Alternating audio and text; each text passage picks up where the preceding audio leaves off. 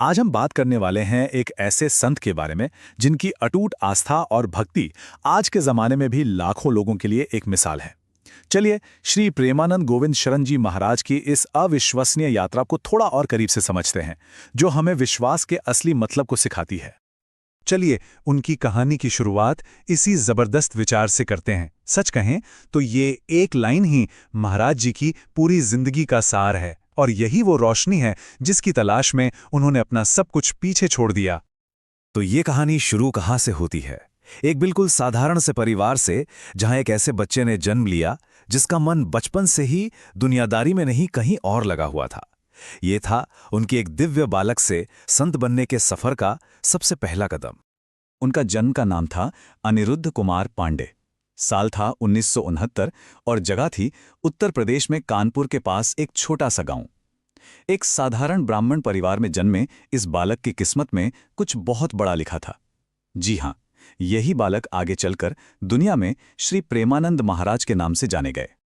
और जो बात सबसे ज्यादा हैरान करती है वो ये है कि उनकी ये आध्यात्मिक यात्रा कितनी जल्दी शुरू हो गई थी। सोचिए, जहां दूसरे बच्चे खेलकूद में लगे होते हैं, वहीं सिर्फ 5 साल का ये बालक भजन कीर्तन और शास्त्रों को पढ़ने में डूबा रहता था। ये भक्ति की तरफ एक कुदरती, एक बहुत ही गहरा खिंचाव था। बचपन का ये झुकाव बहुत जल्द एक पक्के इरादे में बदल गया। अब हम उनकी जिंदगी के उस मोड़ पर आते हैं जहां उन्होंने एक ऐसा फैसला लिया जिसने सब कुछ बदल दिया। संसार को छोड़कर सिर्फ प्रभु की खोज में निकल जाने का फैसला। 13 साल, जरा इस उम्र के बारे में सोचिए। जब ज्यादातर बच्चे अपनी ही दुनिया में मस्त रहते हैं, तब उन्होंने अपना घर छोड़ने का फैसला कर लिया। उनका विश्वास इतना पक्का था कि अब से भगवान ही उनका एकमात्र सहारा है। ये वाकई एक असाधारण बात थी। और फिर वो दिन आ ही गया। एक सुबह उन्होंने अपनी मां को प्रणाम किया और बस घर से निकल पड़े। वो पल उनकी दुनियावी यात्रा का अंत था और सन्यास के रास्ते की शुरुआत। एक बहुत ही शांत लेकिन उतना ही बड़ा और निर्णायक पल। घर तो छोड़ दिया, लेकिन भगवान को पाने का रास्ता आसान नहीं था। उनकी यात्रा का अगला पड़ाव था वाराणसी। यहां उन्होंने साधना और संघर्ष की वो मिसाल कायम की जिसे हम कठिन तपस्या का मार्ग कहते हैं। उनकी रोज की जिंदगी किसी कठोर तपस्वी जैसी थी। हर रोज गंगा में स्नान, फिर तुलसी घाट पर घंटों ध्यान, और खाने के लिए दिन में सिर्फ एक बार भिक्षा में जो मिल जाए। कई कई दिन तो ऐसे भी गुजरे जब सिर्फ गंगा जल ही सहारा था, और कड़ाके की ठंड की रातें एक गेहूं की बोरी ओढ़कर कट जाती थीं। ये उनके जबरदस्त संकल्प और वैराग्य का सबूत था। वाराणसी की इस कठिन तपस्या ने उनके मन को और भी ज्यादा पवित्र कर दिया था। और फिर एक दैवीय पुकार ने उन्हें अपनी ओर खींचा। ये पुकार थी वृंदावन की। यहीं आकर उनके जीवन का असली मकसद तय होना था। तो ये सफर कैसे पूरा हुआ? देखिए, सबसे पहले उनके अंदर से ही एक आवाज आई, एक खिंचाव महसूस हुआ वृंदावन के लिए। फिर एक दिन अचानक उनकी नजर एक पारंपरिक रासलीला पर पड़ी। बस उसी पल में सब कुछ साफ हो गया कि वृंदावन धाम ही उनकी असली मंजिल है। और फिर ढेरों मुश्किलों को पार करके वो आखिरकार अपने आध्यात्मिक घर पहुंच ही गए। वृंदावन में उन्हें श्री राधावल्लभ संप्रदाय में दीक्षा मिली। अपने गुरुओं के मार्गदर्शन में वो कृष्ण भक्ति में ऐसे डूबे कि सहचारी भाव में रम गए। मतलब खुद को राधा जी की सखी मानकर प्रभु की सेवा में लग गए। सालों की तपस्या और भक्ति के बाद अब वक्त था उनकी आस्था की सबसे बड़ी परीक्षा का।